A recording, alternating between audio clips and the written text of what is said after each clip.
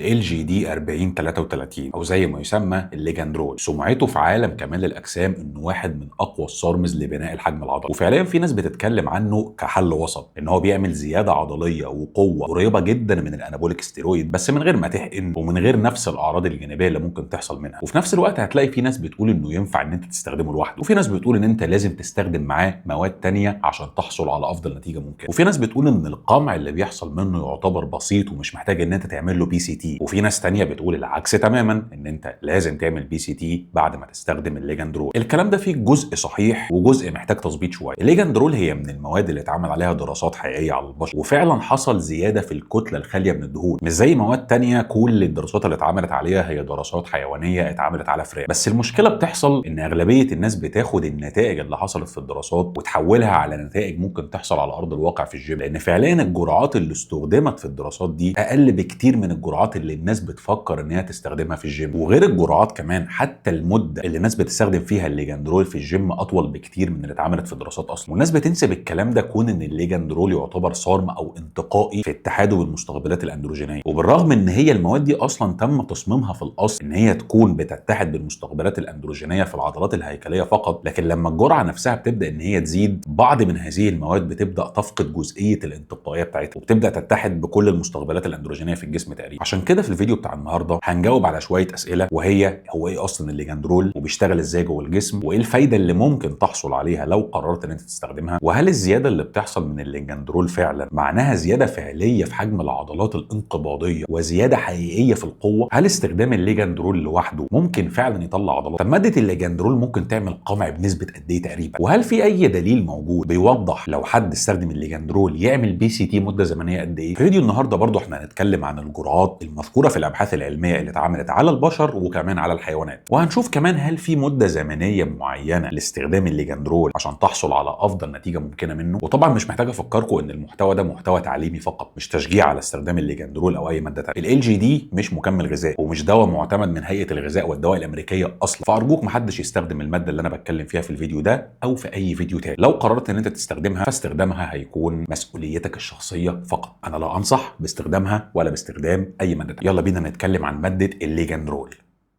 ال LGD 4033 او اللي بيسمى ببعض الابحاث VK5211 هو مركب بيتم استخدامه عن طريق الفم، ويصنف مركب غير استرويدي او نون سترويدال يعني، لكنه بينتمي لمعدلات مستقبل الاندروجين الانتقاء. وخد بالك ان كلمه غير استرويدي هنا بتوصف تركيبه الكيميائي، انما ما بتوصفش ان هو غير هرموني في تاثيره، يعني هو مش تستوستيرون، لكن الهدف اللي بيروح له هو نفس مستقبل الاندروجين اللي التستوستيرون وكل مشتقاته بيستخدموه داخل الجسم. فلما بتستخدم ال LGD الماده بتدخل جوه الخليه وتمسك في المستقبل الاندروجين، وبعد كده المركب مع المستقبل بيتحركوا جوه ناحيه النواه، وهناك بيتم تغيير تشغيل جينات مستجيبه للاندروجين، نفس اللي بيحصل مع التستوستيرون بالظبط. جوه العضله الاشاره دي تقدر تغير توازن الخليه ناحيه البناء وتحافظ على النسيج الخالي من الدهون اللي هي العضلات يعني. وطبعا بما ان عمليه البناء وعمليه الهدم بيحصلوا مع بعض دايما، فعمليه البناء النهائيه بتحصل لما معدل البناء يكون اعلى من معدل الهدم، وده اللي بتعمله الاشاره دي فعليا، ان هي بتخلي التوازن ميال اكتر ناحيه عمليه البناء اكتر من عمليه الهدم، فالمحصله الاجماليه بتكون بناء داخل الحجم العضلي. ونفس التاثير بيحصل داخل العظم وبرضه بيأثر على عمليه البناء والهدم، بس مستقبل الاندروجين مش موجود في العضله او العظم بس، هو موجود بدرجات مختلفه في انسجه كتير جدا في الجسم. طيب فين عنصر الانتقائيه بقى؟ الفكره ان شكل المركب وطريقه ارتباطه بالمستقبل مختلفين من نسيج لنسيج تاني، يعني ممكن يخلوا الاشاره اقوى في العضله والعظم واضعف نسبيا في انسجه زي البروستاتا مثلا. تخيل ان نفس المفتاح دخل اكتر من باب بس اللي بيحصل ورا كل باب مش متطابق. وده يرجعني للنقطه اللي انا اتكلمت فيها من شويه، ان كلمه انتقائي مش معناها ان باقي الجسم كله مش شايف الماده غير العضلات الهيكليه بس، لا، هو ممكن يكون الجسم كله شايف الماده لكن تاثير الماده على العضلات اكتر من باقي الانسجه. ودي نقطه مهمه جدا لان الانتقائيه ليها سقف، بمجرد ما الجرعه اللي انت بتستخدمها بتزيد التاثيرات اللي كانت اضعف نسبيا في انسجه تانية ممكن ان هي تكتر. وحتى لو التاثير في نسيج معين فضل ثابت لفتره معينه، ده مش معناه ان لو مده الاستخدام زادت ان مع مرور مرور الوقت مش هيبدا يحصل تاثير على هذا النسيج. وقيس على هذا بقى على القلب او الكبد او المخ او حتى الجهاز التناسلي، والكلام ده فعليا تم اثباته في الدراسات، لان العمر النصفي اللي اتقاس للماده كان حوالي من 24 ل 26 ساعه. ومع استخدام الماده بشكل يومي، تركيز الماده في اليوم رقم 21 كان تقريبا 3 اضعاف التركيز في اليوم الاول. فحتى لو انت بتستخدم جرعه صغيره، مع مرور الوقت واستخدامها بشكل مستمر، الجرعه الفعليه اللي هتكون في الدم هتكون اعلى بعد مده زمنيه معينه. ولكن ده طبعا مش معناه ان انت كل ما تستخدم كل ما الجرعه تفضل تزيد بشكل لا نهائي، لا، هي هتفضل تزيد لحد ما توصل لتركيز معين في الدم وبعد كده تثبت. وبكده نبقى شرحنا ليه الماده دي اصلا ليها تاثير بنائي فعلي. بس السؤال المهم جدا، التاثير البنائي اللي بيحصل في الخليه ده بيترجم لقد ايه عضلات فعليه، او قد ايه قوه ممكن تزيد في الجيم، او قد ايه زياده الحجم العضلي دي ممكن تساعد على نزول حجم الدهون او نسبه الدهون. يعني تعال عشان افهمك.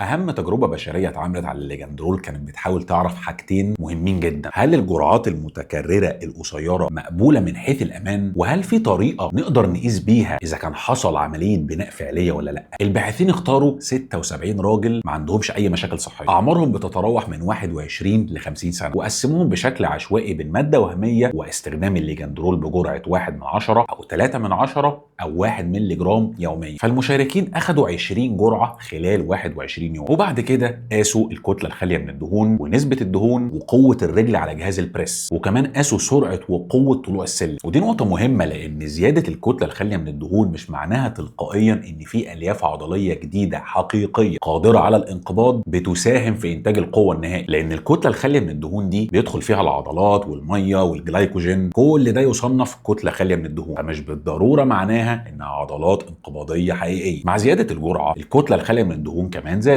عند جرعة 1 مللي جرام متوسط الزيادة كان 1.2 كيلو مقارنة بالبداية. وطبعا المجموعة الوهمية كان في فرق كبير جدا ما بينها وما بين المجموعة اللي استخدمت الليجاندرول، ففي بناء حقيقي حصل مش وهم يعني. ولكن لو جينا بصينا على نسبة الدهون فهنلاقي ان الليجاندرول ما كانش ليه اي تأثير على نسبة الدهون. ولكن ده مش معناه ان بعض الناس ممكن تستخدم الليجاندرول في فترات الدايت عشان تحافظ على الحجم العضلي، ولكن هي كمادة هي مش حارق دهون ومش بتساعد على خسارة الدهون. وهنا نيجي بقى للنقطة المهمة جدا، وهي زيادة القوة. في الدراسة دي زيادة القوة اللي كانت في الرجل حصلت فعلا في مجموعه الليجاندرول، لكن ما كانتش فرق كبير قوي عن المجموعه الوهميه. اما بقى سرعه وقوه طلوع السلم فكانوا بيزيدوا بالفعل مع زياده الجرعه، لكن برضه ما وصلتش الفرق كبير قوي يعني ما بينه وما بين الناس اللي ما استخدمتش الماده دي خالص. ولكن خليني اوضح لك حاجه مهمه جدا، ان المده بتاعه الدراسه ما كانتش طويله، والمجموعات الفعليه اللي اتقسمت لكل جرعه كانت صغيره، وان تصميم الدراسه في الاساس اصلا كان عشان يقيسوا امان الماده، مش عشان يشوفوا هي كويسه للتضخيم او القوه. وده اكبر دليل ان حتى الناس اللي بتلاقي نتيجه من الليجاندرول ما بيستخدموش الجرعات دي خالص. في تجربه تانية بقى كانت اطول شويه، واتعملت على 108 مريض سنهم كان فوق ال 65 سنه، كانوا بيتعافوا من كسر في الحوض. والسؤال اللي كانت الدراسه دي بتحاول تجاوب عليه كان مختلف شويه: هل الماده تقدر تحتفظ او تزود من الكتله الخاليه من الدهون في فتره الجسم معرض فيها جدا لخساره العضلات؟ في الدراسه دي قسموا المشاركين لمجموعه بتاخد ماده وهميه، ومجموعه بتاخد نص او 1 أو 2 مللي جرام يوميا لمده 12 اسبوع. والنتيجه كانت ايجابيه جدا للليجاندرول، وجدوا زياده بنسبه 4.8% و7.2% و9.1% عن المجموعه اللي كانت بتاخد ماده وهميه. والارقام دي بتثبت وبتقوي فكره ان ماده الليجاندرول لها تاثير بنائي حقيقي. ولكن النتيجه اللي الدراسه دي وصلت لها لازم نبص عليها نظره مهمه شويه. المشاركين في الدراسه دي كانوا كبار في السن، وكانوا بيتاهلوا بعد كسر، يعني مش لاعبين اصحاء ما عندهمش مشاكل نازلين الجيم عايزين يطلعوا عضلات. وده ياخدنا لسؤال تاني مهم جدا: هل ماده الليجاندرول ينفع تتاخد لوحدها وتشتغل؟ ومن اللي انا لسه شارحه لك فالاجابه هي التجارب نفسها اللي انا بتكلم عليها دي استخدمت ماده الليجاندرول لوحدها من غير اي ماده تانية وظهر تاثير بنائي حقيقي. يعني هو مش محتاج تستخدم معاه زي ماده زي التستوستيرون مثلا عشان تاثيره البنائي يبدا ان هو يزيد او يظهر. بس خد بالك من نقطه مهمه قوي، ان استخدام الليجاندرول لوحده مش معناه ان هو امن، ومش معناه برضه ان الجسم هيفضل ينتج الهرمونات الداخليه اللي هي التستوستيرون بشكل طبيعي. بل بالعكس، لما الجسم بيحس باي اشاره اندروجينيه حتى لو كانت انتقائيه من السارمز بيبدا يقلل من الاشاره اللي بيصنع منها التستوستيرون الداخلي.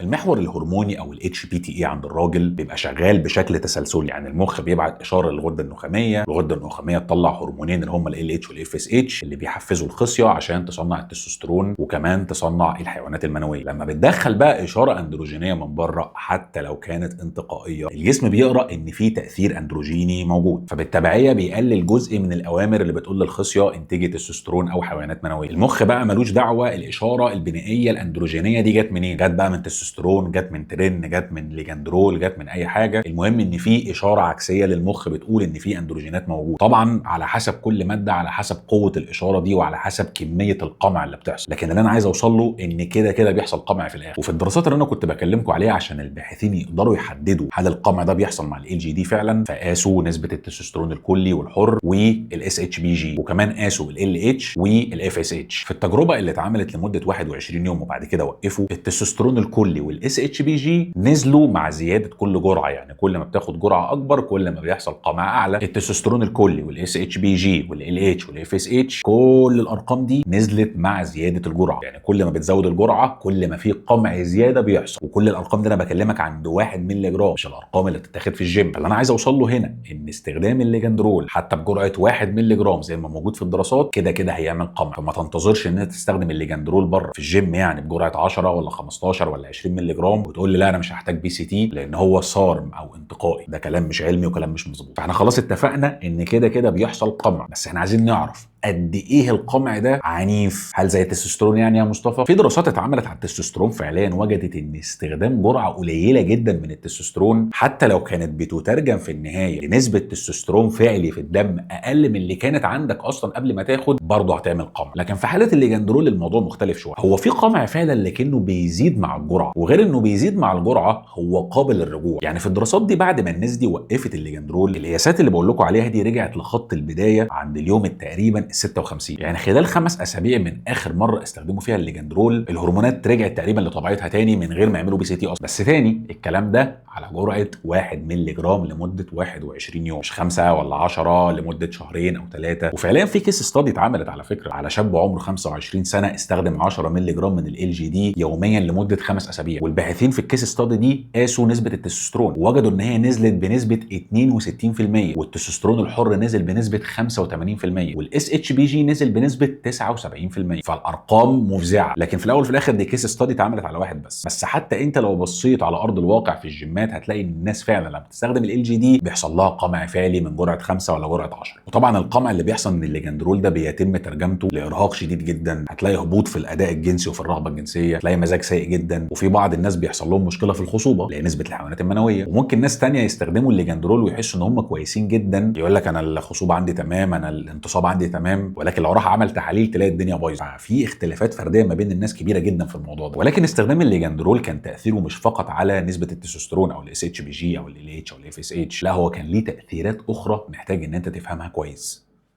في نفس التجربه اللي قلت لكم عليها اللي اتعملت على رجال اصحاء، الباحثين قاسوا دهون الدم، وده لان الاندروجينات بشكل عام حتى الانتقائيه اللي هي السارمز بيكون ليها تاثير على الليبيد بروفايل، واللي وجدوه ان نسبه الكوليسترول الصحي بدا ان هو يتاثر ويقل بدايه من جرعه 3/10 مللي جرام. عند جرعه 1 مللي جرام الاتش دي ال كان تقريبا في المتوسط 49، لكن في اليوم ال21 نزل لحد 19.4. اما لو جينا بصينا على الكوليسترول الثاني اللي هو ال دي ال فما اتغيرش بنسبه كبيره، ولكن حصل فيه زياده. وطبعا بعد التوقف اللي هي بعد مده ال 56 يوم تقريبا اللي قلت لكم عليها الليبيد بروفايل رجع تاني لطبيعته. ولكن مش معنى ان الليبيد بروفايل اتظبط بعد 56 يوم او 5 اسابيع ان خلال مده الاستخدام ما حصلش اي مشاكل في القلب او في الاوعيه الدمويه. وطبعا السارمز بشكل عام والليجاندرول بشكل خاص تاثيراته مش على الليبيدز بس او الهرمونات، لا هو في مشاكل في الكبد، في مشاكل على عضله القلب، كل دي حاجات ممكن تحصل من الاستخدام. فاللي انا عايز اقوله هنا ان استخدام الليجاندرول مش امن اطلاقا وبالاخص على المدى الطويل. بالنسبه للكبد بقى استخدام الليجاندرول بدايه من 1/10 لحد 1 مللي جرام لمده 21 يوم ما عملش تغيرات شديده في انزيمات الكبد، ما عملش تغيرات شديده في انزيمات الكبد في التجربه دي. ولكن تاني الكلام ده على جرعه 1 مللي جرام مش 5 ولا 10. وانت فعليا على ارض الواقع لو جبت اي حد بيستخدم الليجاندرول بجرعه 5 او 10 وقلت له حل الكبد في خلال 4 اسابيع ولا 6 اسابيع هتلاقي الانزيمات عنده زادت. وفي كيس ستادي بالفعل عملت كده، راجل عمره 32 سنه كان بيستخدم الليجاندرول بجرعه 10 مللي جرام لمده اسبوعين فقط، وبدا يلاقي ان في اصفرار في الجلد وغثيان مش طبيعي، والدكاتره في الاخر وجدوا اصابه في الكبد. وده بعد قد ايه؟ اسبوعين بس. طبعا في الاول وفي الاخر دي كيس ستادي على شخص واحد بس، ولكن اللي انا عايز اوصل له ان اصابه في الكبد هي موجوده، هو خطر حقيقي موجود لازم تبقى عارف. كمان في بعض الناس اللي كانت بتعلق يعني على الكيس ستادي دي بتقول ان الراجل اللي حصلت له المشكله في الكبد ممكن يكون ما كانش بيستخدم اصلا ليجاندرول، يعني ممكن كان بيستخدم اي ماده ثانيه. وده ياخدنا لمشكله ثانيه او مصيبه اصلا، ان في بعض الباحثين اشتروا 44 منتج من الانترنت بيتباعوا على ان هم سارمز، وبداوا يعملوا لهم تحليل كيميائي ووجدوا ان 23 منتج بس من ال 44 كان فيهم واحد او اكتر من السارمز. 11 منتج منهم كان فيه مواد مش مكتوبه اصلا على العلبه من بره، و18 بس من ال 44 كانت الجرعه اللي مكتوبه على العلبه من بره متطابقه مع اللي هم وجدوه. يعني ال 10 مللي جرام اللي انت بتاخدهم من السارم اللي انت بتستخدمه ده ممكن يبقى واحد، ممكن يبقى اتنين، ممكن يبقى مش سارم اصلا. وما دام انت مش واثق انت بتاخد ايه ولا بجرعه كام، فالاعراض الجانبيه اللي ممكن تحصل منه انت ما انتش عارف هل ده بسبب الليجاندرول اصلا ولا بسبب الماده الوهميه اللي كانت موجوده فيه. ودي المشكله اللي انا بحب اتكلم فيها دايما في اغلبيه الفيديوهات، ان كل المواد اللي ما فيهاش ريجوليشن او مش بتتباع، او بلاش مش بتتباع، مش بتتعمل من خلال مصدر معين موثوق منه زي التستوستيرون او البريموبولين او الانافار او المواد اللي ممكن تتعمل من شركات ادويه، للاسف مش هتقدر تتحكم في نسبه نقائها ولا تضمن ان اللي مكتوب على العلبه اصلا موجود جواها. ودي من الحاجات اللي انا بتكلم فيها كتير جدا في حاجه زي الريتاتروتايد مثلا. انت عرفك ان اللي موجود جوه الفايل ده اصلا ريتاتروتايد؟ يعني ما علينا. وبما ان الجرعه والاستجابه بتاعت الماده على كل شخص تقريبا مختلفه، فطريقه البي سي تي او الجرعات او المده برضو ممكن تكون مختلفه حسب كميه القمع اللي حصلت على كل جسم. البي سي تي او البوست سايكل ثيرابي هدفها الاساسي ان انت ترجع نسبه التستوستيرون اللي حصل لها قمع من الماده في اسرع وقت ممكن، لان انت كده كده زي ما شفنا في الدراسه بعد الناس ما وقفت الليجاندرول ب5 اسابيع نسبه الهرمونات رجعت لوحدها اصلا. بس هي الفكره ان انت مش محتاج تستنى 5 اسابيع قبل ما ترجع، في بعض الاوقات ممكن الناس تستنى 3 شهور 4 شهور او 5 شهور. فانت كل ما هتستنى مده زمنيه اطول عقبال ما هرموناتك ترجع تاني، انت عرضه ان انت جوده حياتك تكون سيئه جدا في الفتره دي، وان انت تخسر اي عضلات انت عملتها في السايكل اصلا. عشان كده البي سي تي هي ضروريه جدا. بس الفكره ان مفيش اي دراسات من الدراسات اللي انا اتكلمت عليها دي استخدمت بالفعل اي بروتوكول بي سي تي عشان يشوفوا ممكن نسبه التستوستيرون الداخلي ترجع بعد مده زمنيه قد ايه. وفعليا البي سي تي اللي انت ممكن تعمله بعد استخدام الليجاندرول هو هيكون معتمد على حاجتين: الجرعه اللي انت استخدمتها كانت زياده قد ايه او قليله قد ايه، والمده الزمنيه كانت قد ايه. انا انت استخدمته 4 اسابيع ولا 6 اسابيع ولا 8 اسابيع ولا 12 اسبوع. وطبعا المفروض ان انت تكون بتعمل تحاليل كل 4 اسابيع عشان تشوف كميه القمع اللي حصلت، وطبعا عشان تراقب الكبد والكلى والليبيد بروفايل وهكذا. فطبقا لنسبه القمع اللي كانت بتحصل لك كل 4 اسابيع تقدر تتوقع جسمك بيتعامل مع الماده ازاي. فلو لاحظت مثلا يعني ان بعد 4 اسابيع حصل لك قمع بنسبه 50% بس، غير لو بعد 4 اسابيع حصل لك قمع بنسبه 100%. يعني لو انت كنت بادئ بنسبه تستوستيرون 800 نانو جرام بر ديسيليتر وبعد 4 اسابيع لقيتها بقت 100 او 50، غير خالص لو انت بعد 4 اسابيع لقيتها 500 او 400. وصدقني في ناس كتير جدا ممكن تلاقي نفسها كده او تلاقي نفسها كده. فعاده كل ما كان القمع اللي بيحصل من استخدام الليجاندرول اعنف، كل ما احتجت مده زمنيه اطول في البي سي تي، بتتراوح من اول 4 اسابيع فقط لحد 6 اسابيع او 8 اسابيع كمان، حسب كميه القمع اللي حصلت لك قد ايه، وحسب جسمك بيستعيد الوظيفه بتاعته بعد مده زمنيه قد ايه، وحسب صحتك ككل عامله ازاي اصلا. واستخدام المواد اللي جوه البي سي تي ما بيختلفش كتير عن الاسترويد على فكره. بس مثلا لو جينا بصينا في سايكل الاسترويد الكامله زي التستوستيرون مثلا، الناس عاده بتستخدم مادتين مع بعض زي النولفاديكس والكلوميد بجرعات توصل ل 40 او 50 مللي جرام. لو جينا بصينا بقى على السورمز اللي ممكن يكون القمع اللي حصل اقل بكتير طبعا من ماده زي التستوستيرون او هكذا، في بعض الناس ممكن تبدا بنص الجرعه بتاعه النولفاديكس اللي كان ممكن تستخدمها مع التستوستيرون مثلا. فبدل ما كنت تبدا مثلا بجرعه 40 مع النولفاديكس مع التستوستيرون، ممكن في حاله الليجاندرول لو القمع اللي حصل مش تقيل، يعني المده والجرعه اللي كنت تستخدمها مش كتير، ممكن تبدا ب 20 بس. ممكن بدل ما كنت تعمل بي سي تي مع الاسترويد انك تستخدم النولفاديكس مع الكلوميد، ممكن في حاله الليجاندرول تستخدم نولفاديكس بس وتراقب تشوف هل جسمك بيتعافى بسرعه ولا لا. فاللي انا عايز اوصل له ان مفيش طريقه واضحه تعمل بيها بي سي تي للليجاندرول بس او للسارمز بس. البي سي تي هي بي سي تي في الاول وفي الاخر، هدفها استعاده المحور الهرموني باقصر مده زمنيه ممكن. عشان كده انت لازم كده كده تستخدم السيرمز اللي هي السلكتيف استروجين ريسبتور موديوليتور اللي هي النولفاديكس والكلوميد. اللعبه كلها هتكون هتستخدم النولفاديكس والكلوميد مع بعض ولا النولفاديكس بس، هاخد الجرعه كلها ولا نص الجرعه، هستخدمهم مع بعض ولا كل واحده لوحدهم لمده 3 اسابيع ولا 4 اسابيع ولا 6 اسابيع. دي الحاجه اللي انت لازم تكتشفها لوحدك. فاللي احنا نقدر نستنتجه من اللي احنا ناقشناه في الفيديو لحد دلوقتي ان ال جي دي تعتبر ماده قويه جدا فعلا، ولكن مش معنى ان هي انتقائيه او صارم ان مش هيحصل منها قمع، وانها مش هتاثر على الليبيدز ولا على الكبد، وان بيحصل منها زياده في الحجم العضلي حقيقي اللي هي الكتله الخاليه من الدهون. ولكن الزياده اللي حصلت في الكتله الخاليه من الدهون مش بالضروره تعني عضلات حقيقيه. ودي نقطه مهمه جدا لازم تبقى فاهمها، ان مفيش عضلات حقيقيه انقباضيه اكتين ومايوسين يعني بيمسكوا في بعض بتطلع في خلال 4 5 6 اسابيع. ده ما بيحصلش. العضلات الحقيقيه بتحتاج مدد زمنيه طويله، شهور وممكن سنين. فلو انت قررت ان انت تستخدم ال جي دي لازم يكون عندك صبر، وتكون واثق ان انت تمرينك شديد جدا وماشي على فائض من السعرات الحراريه عشان تجهز البيئه اللي ال جي دي يساعدك فيها تطلع عضلات اكتر. انما ما تستخدمش ال جي دي وانت اصلا بتتمرن نص نص او ما بتنزلش الجيم غير يوم في الاسبوع ومش ماشي اصلا على فائض من السعرات الحراريه وتتوقع ان انت هتطلع عضلات. ده مش هيحصل. ريح نفسك. وفي وجهه نظري الشخصيه الشخصيه انا شايف ان لو انت اصلا قررت ان انت تستخدم ماده زي ال جي دي او اي من السارمز الثانيه، بما انها كده كده هتعمل قمع، فلا انا شايف تروح تستخدم ستيرويد احسن. يعني انا بالنسبه لي انك تستخدم تستوستيرون امن